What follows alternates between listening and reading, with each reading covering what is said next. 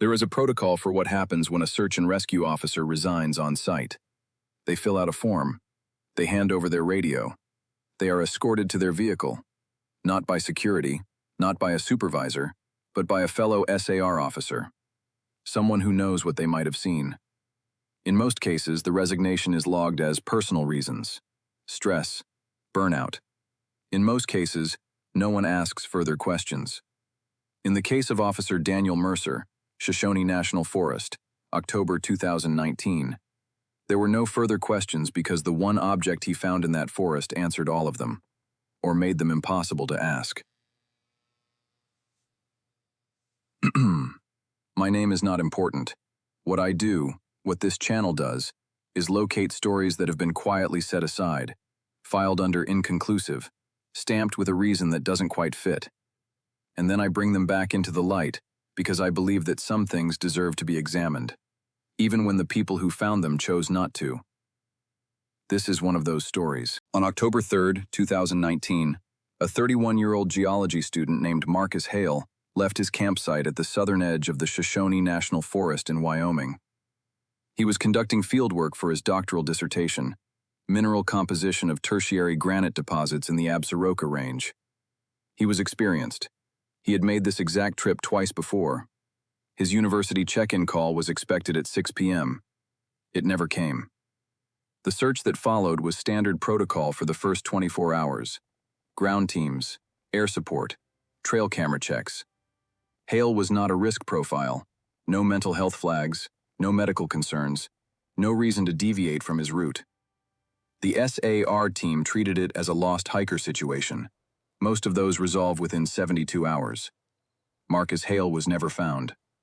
14 days into the search, the teams began transitioning from active recovery to evidence documentation, a grim but necessary procedural shift. What they cataloged was this: his tent, intact. Sleeping bag inside, arranged as though he had slept and simply gotten up. No signs of struggle. Camp stove off. Food supplies untouched. Water filter still attached to his Nalgene. His GPS unit, found 30 yards from the tent, face down in the pine duff. When recovered and powered on, it showed his last recorded position as directly underneath the tent. The device had not moved. The tent had not moved. And yet, the GPS recorded his location stopping there at 11:14 p.m., 2 hours after he had reportedly turned in for the night. What did Marcus Hale do between 9 p.m. and 11:14 p.m.? Nobody knows. His headlamp was still hanging inside the tent. And then there was the notebook. The notebook was not Hale's. This detail is critical, and it is the detail most frequently omitted when this case is summarized online. The notebook, a standard black Moleskine, 5 by 8 inches, soft cover, did not belong to Marcus Hale. His field notebooks were larger, spiral-bound, university-issued. His handwriting has been documented extensively through submitted coursework. The handwriting in this notebook was not his. The notebook was found on day 11 of the search by Officer Daniel Mercer, tucked beneath a flat granite shelf approximately half a mile northeast of Hale's campsite. Mercer described the location as follows, and I am reading now from his incident report, which was obtained through a public records request filed 18 months after the search concluded. Excerpt. Incident Report. D. Mercer, October 14, 2019. Artifact located at grid coordinate 4412-B, under granite overhang approximately 22 inches above ground level. Object appeared deliberately placed, not dropped. No debris on cover. No moisture damage despite 3 days of intermittent rain. Binding intact. Object bagged and tagged at 1432. Personal note. The location is not on any mapped trail. There is no reason for anyone to have been at that specific point unless they knew where they were going. Mercer's note at the end of that report is unusual. SAR officers are trained to observe and document, not to editorialize. The phrase, "unless they knew where they were going," is not procedural language. It is the language of someone who has started to ask a question they don't want answered. The notebook was processed by the Fremont County Sheriff's Office Evidence Unit. It was photographed. Its contents were transcribed.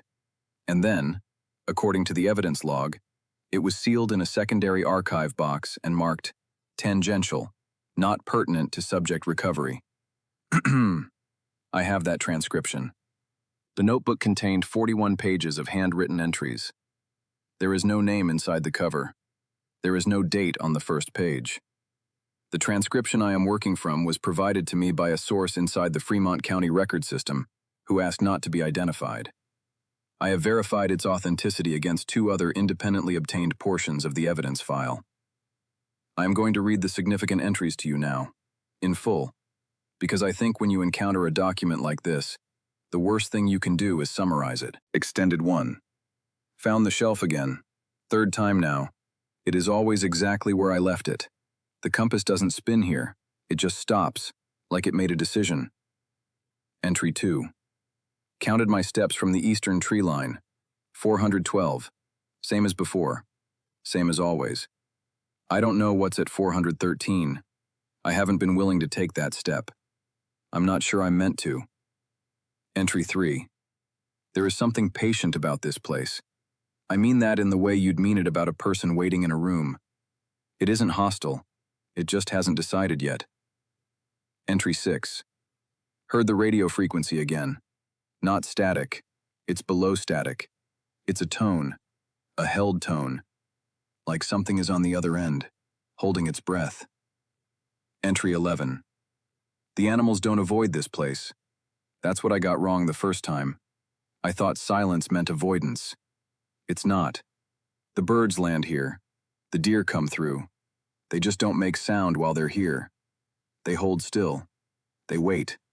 They go. I asked myself what they were waiting for. I stopped asking when I realized I was waiting too.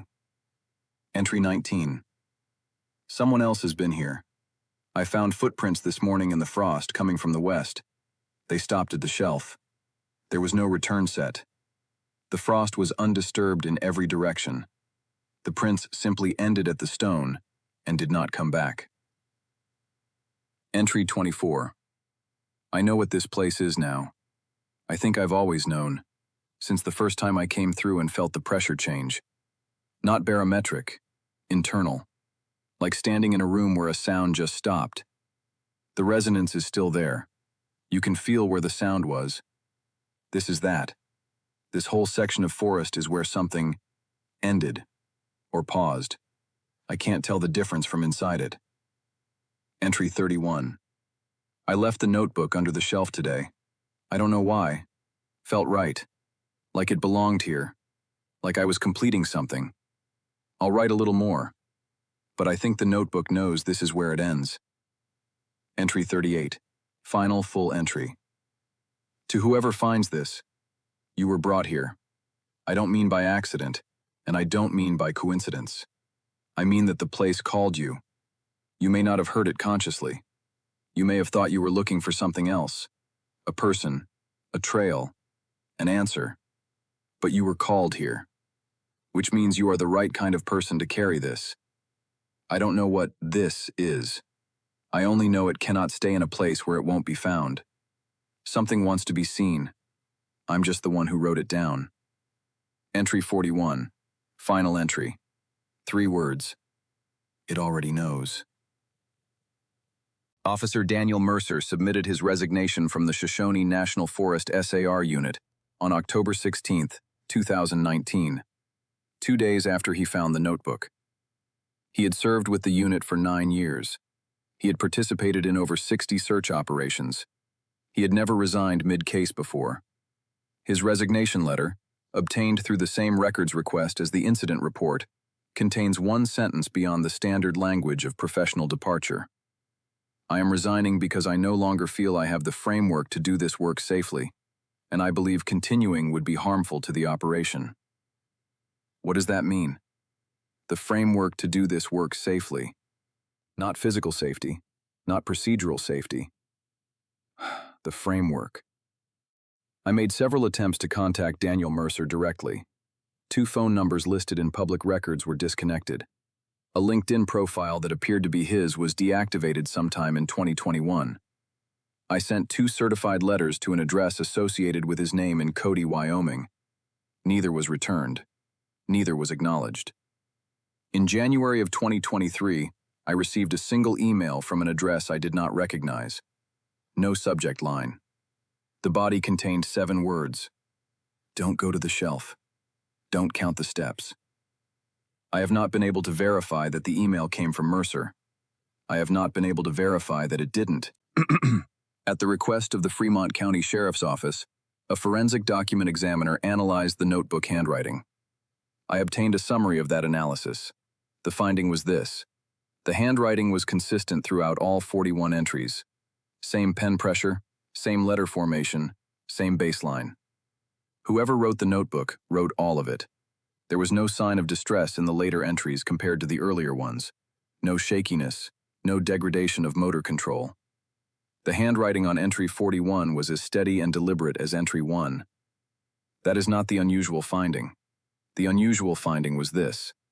The ink in entries 1 through 31 and the ink in entries 32 through 41 were chemically distinct. Not different pens, different inks. The examiner's note reads, Entries 1 to 31 and entries 32 to 41 exhibit different ink compositions consistent with pens manufactured in different decades. Entries 1 to 31 appear consistent with ink formulations from approximately the 1980s to 1990s. Entries 32 to 41 appear consistent with a standard contemporary ballpoint formulation, circa 2010 to 2020. The same notebook, the same handwriting, ink separated by 30 years. The examiner flagged this as a possible testing anomaly. The sheriff's office accepted that explanation. The case remained open, technically.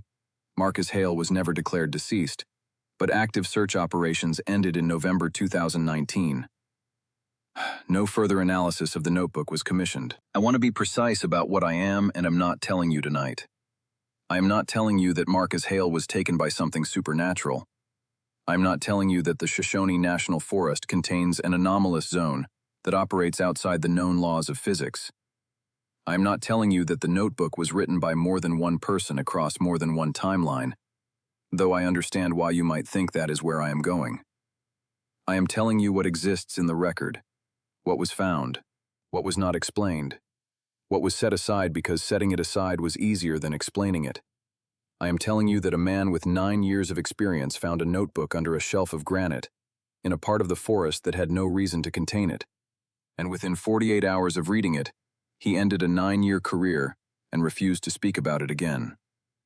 I am telling you that the ink in that notebook behaves in a way that forensic science cannot currently account for. And I am telling you that 3 words, handwritten, steady, deliberate, are the last thing recorded in that document.